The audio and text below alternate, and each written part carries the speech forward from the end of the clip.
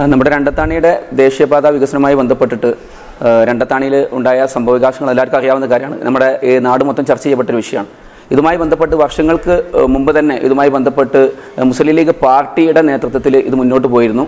അത് ഒരു പാർട്ടി ബേസിലാവണ്ട എന്നുള്ളത് വിചാരിച്ചിട്ട് ഞങ്ങൾ തന്നെയാണ് അത് വ്യാപാരികളെയും അതോടൊപ്പം തന്നെ ആക്ഷൻ കൗൺസിലിനെ ഏൽപ്പിച്ച് എല്ലാവരും ജനകീയമായിട്ട് ഇത് മുന്നോട്ട് കൊണ്ടുപോകണമെന്ന അടിസ്ഥാനത്തിലാണ് അവിടെ ഒരു കമ്മിറ്റി, ആക്ഷൻ കമ്മിറ്റി രൂപീകരിക്കുകയും അതിൻ്റെ അടിസ്ഥാനത്തിലാണ് മുന്നോട്ട് പോയിരുന്നത്.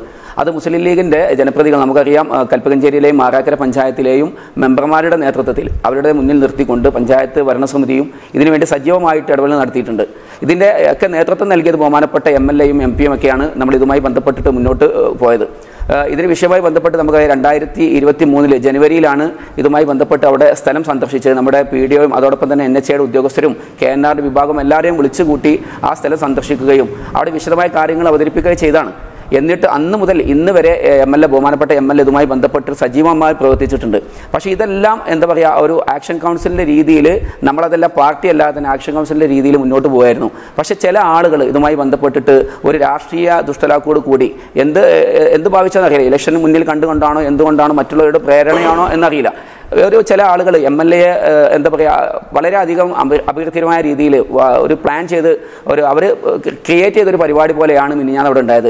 അതിൻ്റെ അടിസ്ഥാനത്തിൽ ആക്ഷൻ കൗൺസിലുമായി ബന്ധപ്പെട്ട് ഞങ്ങൾ ഇന്നലെ അവിടെ മീറ്റിംഗ് വിളിച്ചുകൂട്ടി ആക്ഷൻ കൗൺസിലിൽ നിന്ന് മുസ്ലിം ലീഗിൻ്റെ രീതിയിലുള്ള അഭിപ്രായങ്ങൾ നമ്മളുടെ പ്രതിഷേധം അറിയിച്ചുകൊണ്ട് ഞങ്ങൾ അവിടെ നിന്ന് ഇറങ്ങി പോന്നിട്ടുണ്ട്.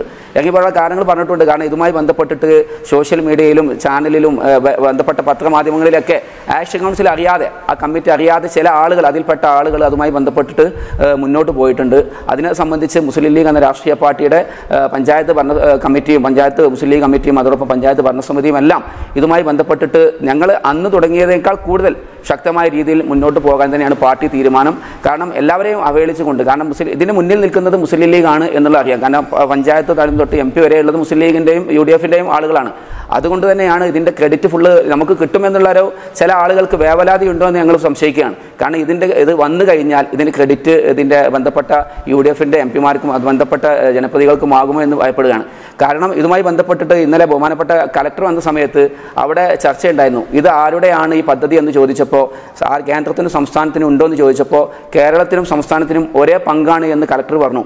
അപ്പോൾ ഇതുമായി ബന്ധപ്പെട്ടിട്ട് CPM-ന് വലിയൊരു പങ്കുണ്ട്. കാരണം ഇതിൻ്റെ ഡ്രീം പ്രൊജക്റ്റ് എന്നാണ് CPM പറഞ്ഞിട്ടുള്ളത്. ഞങ്ങളുടെ ഡ്രീം പ്രൊജക്റ്റാണ് ഈ പദ്ധതി, നാഷണൽ ഹൈവേ 66 എന്ന് പറഞ്ഞ്.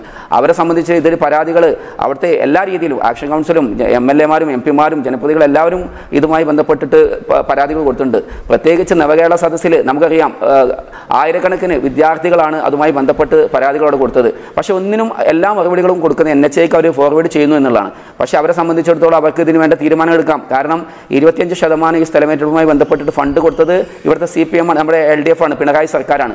അപ്പോൾ അവരെ സംബന്ധിച്ചിടത്തോളം രണ്ടത്താണിയൊരു വിഷയം അവിടുത്തെ പാർട്ടി CPM എന്ന പാർട്ടിക്ക് അതിൽ 100% അവർക്കതിൽ പങ്കുണ്ട്. അവർക്കതിൽ എന്തെങ്കിലും ചെയ്യാൻ പറ്റും എന്ന് അവരെ സ്വാധീനം ഉപയോഗപ്പെടുത്തി ചെയ്യാം. പക്ഷേ എന്തോ അവരതിലൊന്നും വേണ്ട താല്പര്യം എടുക്കുന്നില്ല. സമരങ്ങൾ ഉണ്ടാകുമ്പോൾ അതിന് മുന്നിലില്ല. ഇപ്പോൾ ഈ സമരങ്ങൾ 4-5 സമരങ്ങൾ നടന്നു. അതിന് മുന്നിലൊക്കെ നിൽക്കുന്നത് ഈ UDF-ൻ്റെ ജനപ്രതികളും അത് ബന്ധപ്പെട്ട ആളുകളാണ്. കേസെടുത്ത് നോക്കിയാൽ കാണാം. അതുമായി ബന്ധപ്പെട്ട് മണിക്കൂറുകളോളം സ്റ്റേഷനിൽ അറസ്റ്റ് രേഖപ്പെടുത്തി രാത്രിയാണ് തിരിച്ചു പോരുന്നത്. ഇതിന് മുന്നിലൊക്കെ നിൽക്കുന്നത് UDF-ഉം ബന്ധപ്പെട്ട ജനപ്രതികളും ബന്ധപ്പെട്ട ആളുകളാണ്. പക്ഷെ മറ്റുള്ളവർ എന്തോ ഗൂഢലക്ഷ്യത്തോടു കൂടിയാണ് മുന്നോട്ട് പോകുന്നത്. ഈ പാർട്ടിയുടെ തീരുമാനപ്രകാരം തന്നെ മുസ്ലിം ലീഗ് പാർട്ടി അതുമായി ബന്ധപ്പെട്ട് സജീവമായിട്ട് ഇടപെടലുകൾ മുന്നോട്ട് പോകും. നടപ്പാതെ അണ്ടർപാസോ ഇതുമായി ബന്ധപ്പെട്ട് ഇനി ആരും ഇടപെടാൻ ബാക്കിയില്ല. ബഹുമാനപ്പെട്ട കുഞ്ഞായിട്ട് സാഹിബ്, പാണക്കാട് ചെയ്ത് സാദിഖലി ശിഹാബ്ദങ്ങൾ, മുസ്ലിം ലീഗിൻ്റെ എല്ലാ ആളുകളെയും ഇടപെടുന്നതിന് വേണ്ടിയിട്ട് ആക്ഷൻ കൗൺസിലിൻ്റെ ഒരു വിഭാഗം നേതൃത്വം കൊടുക്കുന്നുണ്ട്. പക്ഷേ മറ്റു വിഭാഗത്തെ അവർ അതുമായി ബന്ധപ്പെട്ട മുഖ്യമന്ത്രിയുണ്ട്, ബന്ധപ്പെട്ട മന്ത്രിമാർ, പൊതുമരാമത്ത് മന്ത്രിയുണ്ട്, അവരെയൊന്നും കാണാൻ താല്പര്യപ്പെടുന്നില്ല. അപ്പോൾ ഇനിയും ഇതുമായി ബന്ധപ്പെട്ട് ഞങ്ങൾ മുസ്ലിം ലീഗ് പാർട്ടിയുടെ തീരുമാനം ഇതുമായി ബന്ധപ്പെട്ട് മുന്നോട്ട് പോകാൻ തന്നെയാണ്. പാർട്ടിയുടെയും ബന്ധപ്പെട്ട MLA-യുടെയും MP-യുടെയും എല്ലാവരുടെയും സജീവമായ പിന്തുണയോട് കൂടി മുന്നോട്ട് പോകാൻ തന്നെയാണ് തീരുമാനിച്ചിട്ടുള്ളത്. ഏതറ്റം വരെ പോകാനും ഞങ്ങൾ ഇതുമായി ബന്ധപ്പെട്ട് ലഭിക്കുന്നതിന് വേണ്ടി നാട്ടുകാരുടെ കൂടെ പാർട്ടിയും ജനപ്രതികളും എല്ലാവരും കൂടെ ഉണ്ടാകുമെന്ന് ഞങ്ങൾ ഒരിക്കൽ കൂടി ഉറപ്പ് നൽകുകയാണ്. മുതലുള്ള രേഖകൾ ഫുൾ ഇതിലുണ്ട്. കാരണം 2023 1-ാം മാസം 23 ജനുവരിയിൽ അന്ന് മുതൽ MLA കലക്ടർ കൊടുത്ത പരാതികളാണ്. കലക്ടർ 4-5 തവണ കലക്ടർ പോയി നേരിൽ കണ്ടിട്ടുണ്ട്. എന്നിട്ട് പോലും കലക്ടർ അന്നത്തെ കലക്ടർ സന്ദർശിക്കാൻ തയ്യാറായിട്ടില്ല. ഇപ്പോൾ കലക്ടർ സന്ദർശിച്ചതിനെ MLA-മാരുടെയും മറ്റു സമ്മർദ്ദത്തിൻ്റെ അടിസ്ഥാനത്തിൽ തന്നെയാണ്. പക്ഷെ അതൊക്കെ ഉണ്ടായിട്ട് പോലും എന്താണ് ലാസ്റ്റ് ഇത് വേറെ രീതിയിലേക്ക് കൊണ്ടുപോകുന്ന രീതിയിലാണ് അവിടുത്തെ ചില രാഷ്ട്രീയ പാർട്ടികൾ ചെയ്യുന്നത്. വിശദീകരണമായി ഞങ്ങൾ രാഷ്ട്രീയ പാർട്ടി അത് പറയേണ്ട സമയത്ത് അത് രീതിയിൽ തന്നെ പറയും. ഇപ്പോൾ ഞങ്ങൾ ചെയ്യുന്നത് ഇതുമായി ബന്ധപ്പെട്ട് നമുക്ക് കിട്ടേണ്ട നടപ്പാതെ അതിന് വേണ്ടിയിട്ടുള്ള പോരാട്ടത്തിലാണ് ഞങ്ങൾ പാർട്ടിയും ബന്ധപ്പെട്ട ജനപ്രതിനിധികളും എല്ലാവരും നാട്ടുകാർക്ക് വേണ്ടി കൂടെയുണ്ട്. അതിനു വേണ്ടിയിട്ടാണ് ഞങ്ങളിപ്പോൾ മുന്നോട്ട് പോകുന്നത്. മറ്റു കാര്യങ്ങളൊക്കെ പിന്നീട് വരും ദിവസങ്ങളിൽ അതുമായി ബന്ധപ്പെട്ട ചർച്ചകളിൽ ഉണ്ടാകുന്നതാണ്. നമ്മുടെ കുബൂസ് അത് നമ്മുടെ ഗൾഫിൽ കിട്ടുണ്ടായിരുന്ന കുബൂസില്ലേ, നിനക്കിഷ്ടപ്പെട്ട ആ കുബൂസ്.